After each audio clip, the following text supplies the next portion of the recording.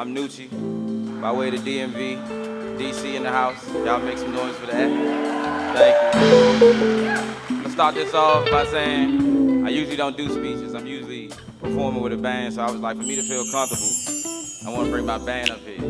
For me to feel comfortable, I want to bring my fam up here. That's what I do. That's what the Front Porch is about. And today I want to talk about why the Front Porch is successful and why the people connect with it. And the main thing I believe it is authenticity. So yeah, I believe that authenticity is the thing that connects the Front Porch to the people. I believe it's the thing that connects me to the people. I believe it's the reason why you see all these artists coming to my house. It's literally like my front porch. This is where I grew up at. And I want to take you to how I started. Like I said, I'm from DC. I'm the oldest of 5. So I had a lot of responsibility early. I grew up in a house with 2 Leo parents. Shout out to my mom and my dad. They're the reason why I feel like I can do anything. I seen them be the leaders in both their respective families and just make it through whatever. Shout out my youngest brother, Roger. He was born with a heart murmur and a hole in his heart. He had to have surgery. So that was something I got to see my mom and my dad deal with. And he actually had surgery yesterday, and it was successful surgery. So make some noise for Roger. I'm excited about that.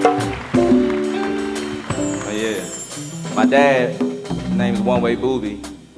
He was a DC pioneer. DC is the city that's known basically for go-go music on the Congos. Give him some Congos, Nicky. That's the Congos right there. So in DC, rap was kind of frowned upon, and I got to see my dad go against the grain and actually succeed and reach heights as BET and TV and get other major acts to come to DC and actually put on shows and be successful. And throughout that, I identified my path because I want to do music too. And it was kind of like Steph Curry and Dale Curry. You going to the NBA and seeing your dad on court and identifying that, oh, this is something that I'm good at, and identifying that the tools are around you and utilizing those. So I began to do music, and fast forward, doing music led me to being signed to a major label. And I went to Atlantic Records and I thought I made it. But then I identified that getting on a major label is not making it. Because now you're in the league. You're in the NBA now. You have to play LeBron. You got to go against one beyond him. You have to play the best. And that was something that I felt like I was ready for. But everything don't play out how you wanted to play it out. Sometimes the cards don't fall how they lay. And sometimes you got to go back to the beginning.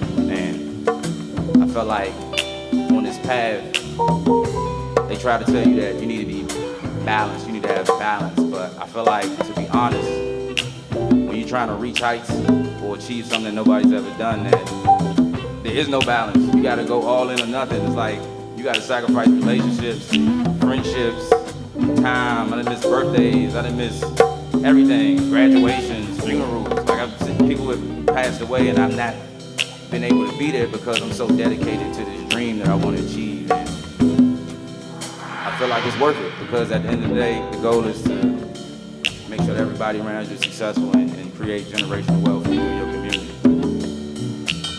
And during my path, after leaving Atlantic Records, because it didn't work out, like I said, I was sent back to DC. I went to Atlanta, I worked with Drummer Boy. I went to New York, I signed with Atlantic. I went to Hollywood, I worked with Omar Keith. I've been in the studio with Dr. Dre and Anderson .Paak, and they really got to see what the top looked like. But every time I got to see what the top looked like, I got plugged back to DC. You hear it, plug back to DC. You hear it, plug back to DC. And I'm like, why is this happening? Oh, you have to figure out how to do it in DC. You have to make it happen in DC. And I'm like, okay. All right. Use the tools that you gathered from the major labels, from the production that you're doing, from the people that you met, from everything. And figure out how can you elevate the city that you come from and how can you get this place to be taken seriously as an entertainment staple and just figure that out. And during my journey, my father was incarcerated in 2018, and like I said, my dad was the pioneer of DC rap, and he was also my manager, and also my dad, and also the father of the other 4 kids that he had. So it was like I literally had to just figure it out. I was pushed into a CEO role, I was pushed into a father figure role, and had to figure it out. And thus, being at home, I still wanted to be heard for my music, cause like, okay, all these things are happening, but like, I'm a dreamer. I have to figure it out. I gotta do something. I can't just be in the house. I can't just reduced to this. I'm still who I am. I'm like, how can I achieve my goal without all the resources that I once had? What can I do? I'm like, okay, I got a phone, I still can rap, I got a voice, I got a speaker, I got electricity, I got a house, I got a front porch. And I went on my front porch and literally just started freestyling and wanted to be heard. And I just kept doing that until people recognized that, oh, this dude just front porch freestyles, it's the front porch freestyle thing. And then eventually, doing that for a while, I identified that I can utilize more things around me. I have a team, I have family members that are professional musicians. I got family members that are professional production people. I got family members that are videographers, friends that are photographers, friends that are audio engineers, managers, business, literally everything you can think of is around me. And I just thought, let me gather all these people and figure out how to make it work.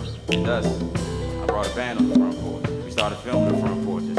We started actually mixing the audio and making sure that the video looked good and trying to figure out how can we deliver once. Something that was just once for me is now literally all these people are represented. It's something that you can put on your resume now, how people see it. And with that being said, I want to shout out my team one time, girl. I'm up here. I want to shout out the band one time. Y'all make some noise for the band one more time. I want to shout out my front porch videographers, photographers, audio engineers, producers, manager, merch, literally everything. Shout out Reggie, Joey, Sade, Sliz right there, Quentin over there somewhere too. Appreciate y'all.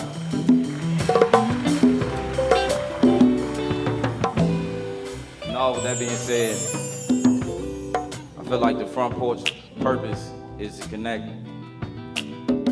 My purpose with people is to inspire, to enlighten people that there's something around you that you can use and not feel bound by the things that you feel are holding you back. To not feel like that just because that didn't work, that this won't work. Or just because it didn't work this time, it won't work again, you should give up. It's like, no, there's no way. I'm not taking no for an answer. And I feel like that's the only reason why the front porch works. And that's why I'm up here right now. So how you win? How you win? All right, cool. I shout out Saucy Susie one time. Saucy Susie asked me in the back. She works for TEDx. Make some noise for Saucy Susie one time. This is what you do with music. You make people make noise so you know you're engaged. She told me while I was up here that I should do a song. I should freestyle. Are y'all interested in that? Shout out Saucy Susie. All right, give him something, Saul.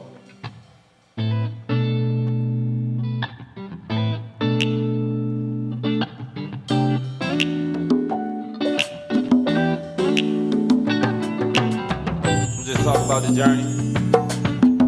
I'm gonna take this mic off for a second so I can rap for real. It's a performance now.